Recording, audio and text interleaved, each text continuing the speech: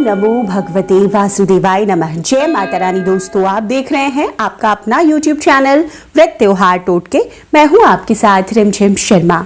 दोस्तों, आज इस वीडियो में मैं आपके साथ आने वाले तुलसी विवाह का शुभ मुहूर्त शेयर करने जा रही हूं। साल 2022 में तुलसी विवाह आपको किस दिन और किस शुभ मुहूर्त में करना है और किस प्रकार से करना है, क्या सामग्री है, विधि क्या होती है, इस दिन की पूजा विधि, जो तुलसी मंत्र है वो क्या है, ऐसी सभी जानकारियां आपको इस एक वीडियो में प्राप्त होने जा रही है। तो संपूर्ण जानकारियों के लिए वीडियो अंत तक जरूर देखें।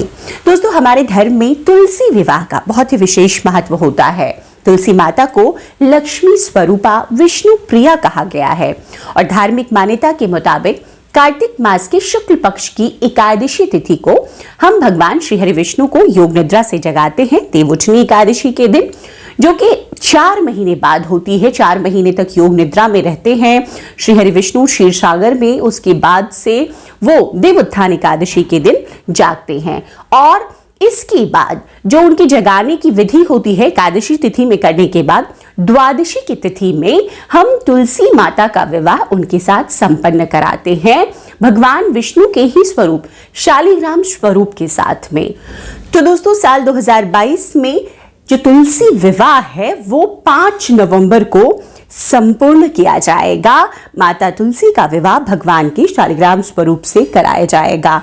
थोड़ी सी कंफ्यूजन की स्थिति इस बार तुलसी विवाह को लेकर इसलिए भी है कि क्या 4 नवंबर को ही विवाह कराया जाए या 5 नवंबर को द्वादशी की तिथि में कराया जाए। द्वादशी की तिथि प्रारंभ हो जाएगी 4 नवंबर से ही, क्योंकि एकादशी की तिथि प्रारंभ हो रही है 3 नवंबर से।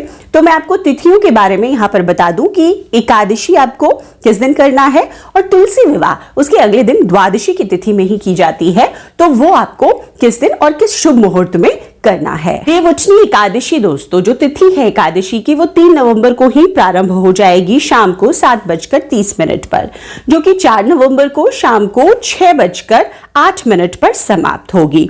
तो देवउठनी एकादशी का व्रत जो भी व्रती करते हैं वो व्रत 4 नवंबर को धारण करेंगे। अब दोस्तों, कई लोग जो तुलसी विवाह है वो देवोत्थान एकादशी के दिन ही संपन्न करा लेते हैं। अगर आपके घर में भी ऐसा ही आप करते आए हैं तो आप कर सकते हैं 4 नवंबर को भी शाम के समय। तुलसी विवाह का जो शुभ समय होता है वो शाम के समय का होता है। जैसे हम अपने घर की लड़कियों की शादी ब्याह में शाम के समय, रात के समय ही शादी होती है, उसी तरह तुलसी विवाह भी जब हम संपन्न कराते हैं घर में, मंदिरों में बड़े बड़े अनुष्ठान होते हैं, वो सभी शाम को ही संपन्न कराए जाते हैं। तो 4 नवंबर को भी आप कर सकते हैं। हालांकि जो तुलसी विवाह की जाती है वो द्वादशी की तिथि में कराई जाती है। तो द्वादशी की तिथि में आपको अगर तुलसी विवाह कराना है तो मैं आपको अब तिथि कब प्रारंभ हो रही है, कब समाप्त हो रही है ये बता दूं। देखिए, द्वादशी की तिथि प्रारंभ हो रही है 4 नवंबर को शाम को 6:08 पर, जो कि समाप्त होगी 5 नवंबर को शाम को 5:06 पर।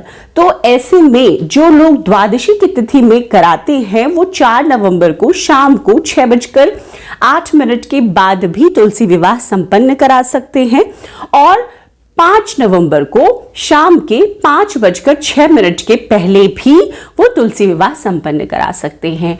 कई जगहों पर दिन भर का ये पूरा विवाह का कार्यक्रम होता है, तो 5 नवंबर को आप पूरे विधि विधान से अगर करते हैं तो करें। वैसे आप 4 नवंबर को भी करा सकते हैं, इसमें भी कोई दिक्कत नहीं है, क्योंकि आधी जगहों पर देवोत्थान एकादशी के दिन ही तुलसी विवाह को संपन्न कराया जाता है। तो शुभ मुहूर्त यही है दोस्तों, 5 नवंबर को या 4 नवंबर को। इन्हीं शुभ समयों में, इन्हीं शुभ समय के पहले आपको तुलसी विवाह का जो कार्यक्रम है, जो अनुष्ठान है, वो संपन्न कर लेना है। अब तुलसी विवाह का जो पूजन विधि होती है वो क्या होती है, तो इसे देखिए, घर की महिलाएं सुबह उठकर स्नान आदि क्रियाओं से निवृत्त होकर नए वस्त्र धारण करती हैं और उसके बाद जैसे कि हम पूरे कार्तिक मास में सुबह उठकर जल्दी स्नान करते हैं, कार्तिक स्नान जो लोग कर रहे हैं वो तो बहुत सुबह करते हैं, और उसके बाद तुलसी माता में इस दिन भी हम जल से उन्हें संचित करते हैं। जो नियमित पूजा है वो आप करें। उसके बाद में सूर्य देव को अर्घ्य दें। उसके बाद पूजा स्थल की अच्छी तरीके से इस दिन सफाई करनी चाहिए। पूर्व उत्तर दिशा में आप एक पाटा लगाएं और उस स्थान को बहुत अच्छे से सजाएं जहां पर तुलसी माता का विवाह भगवान शालिग्राम से संपन्न कराया जाना है।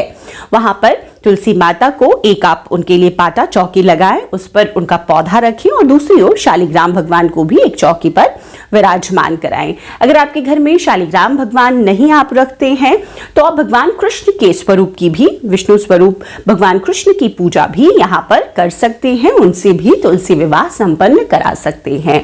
विवाह का कार्यक्रम है तो इसमें आपको कलश जरूर बनाना है, जल कलश भर कर रखें, उसमें आम के पत्ते, पान के पत्ते जो भी लगा करके कलश को आप पूर्ण करें और उसके बाद में तुलसी माता के गमले को इस दिन आपको बहुत अच्छे से सजाना चाहिए। आप गेरू से सजा सकते हैं, आप अन्य जो भी तरीके से सजाते हैं अपने रिवाज के मुताबिक उस तरीके से सजाएं।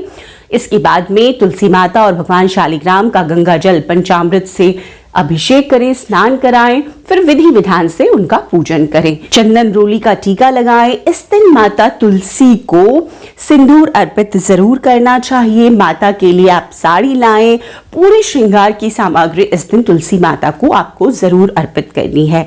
कई लोग बहुत अच्छे से गमले में साड़ी पहनाते हैं, ऊपर से आप तुलसी माता को लाल चुनरी इस दिन उठाएं, चूड़ी उन्हें पहनाएं। दुल्हन की जितने श्रृंगार होते हैं इस दिन तुलसी माता को आपको जरूर अर्पित करने चाहिए।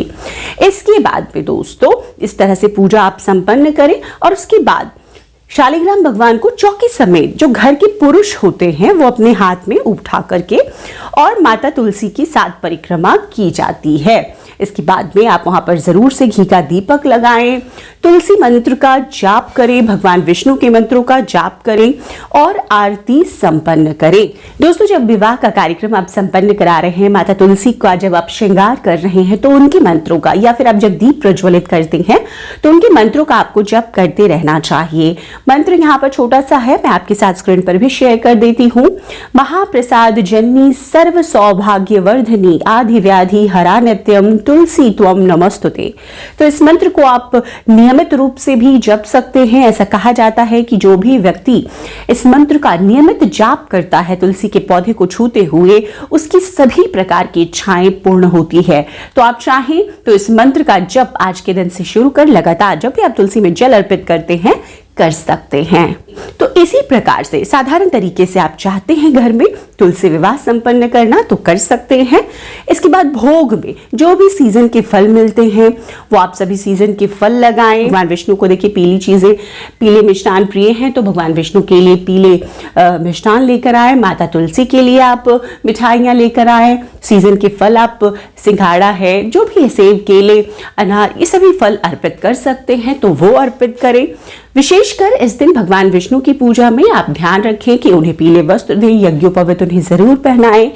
तुलसी विवाह के कार्यक्रम में भी गणेश पूजा सर्वप्रथम हमें जरूर करनी चाहिए, क्योंकि किसी भी विवाह संस्कार में गणपति का आह्वान, उनकी पूजन हम जरूर करते हैं। तो इस प्रकार से गणपति की पूजा के बाद आपको इस पूजा को प्रारंभ करके इसी प्रकार संपन्न करना चाहिए। तो दोस्तों यही विधान है तुलसी विवाह का। बहुत ही सिंपल तरीके से, बहुत ही साधारण तरीके से हम अपने घरों में इसी प्रकार द्वादशी के तिथि में या देवोत्थान एकादशी के दिन भी जो लोग पूजन करते हैं वो कर सकते हैं।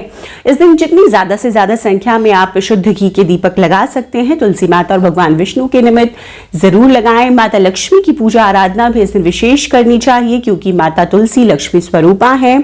ऐसी मान्यता है कि जो भी कार्तिक मास में तुलसी माता और भगवान शालिग्राम का विवाह कराते हैं उनके सभी जन्मों की जितने पूर्व जन्म के पाप होते हैं वो नष्ट हो जाते हैं, पुण्य की प्राप्ति होती है। घर के जो भी महिलाएं शालिग्राम और तुलसी माता का विवाह रचाती हैं उनके जीवन में कभी दाम्पत्य जीवन में परेशानियां नहीं आती है। तो इसी प्रकार से आप भी इस तुलसी विवाह कार्यक्रम को संपन्न कर सकते हैं जीवन में सभी प्रकार की सुख सौभाग्य की प्राप्ति के लिए। तो उम्मीद करती हूँ जो इस वीडियो के जरिए आपके साथ मैंने सभी जानकारियां शेयर की है आपके लिए उपयोगी साबित होगी। वीडियो अगर पसंद आए तो लाइक कीजिएगा। देवोत्थान एकादशी और तुलसी विवाह की संपूर्णता से जो विधि है वो विधि मैंने आपके साथ शेयर की हुई है। उस विधि का जो पूजा विधि है, सामग्री है, उसका जो लिंक है वो आपके साथ मैं डिस्क्रिप्शन बॉक्स में शेयर कर दूंगी। आप वहां से संपूर्ण पूजन विधि भी देख सकते हैं। वीडियो अगर पसंद आए तो आगे जरूर शेयर कीजिए। चैनल पर अगर नए आए हैं तो इसी तरह की जानकारियों के लिए चैनल को सब्सक्राइब भी जरूर कर लें। वीडियो देखने के लिए बहुत बहुत शुक्रिया। जय माता रानी, हर हर महादेव।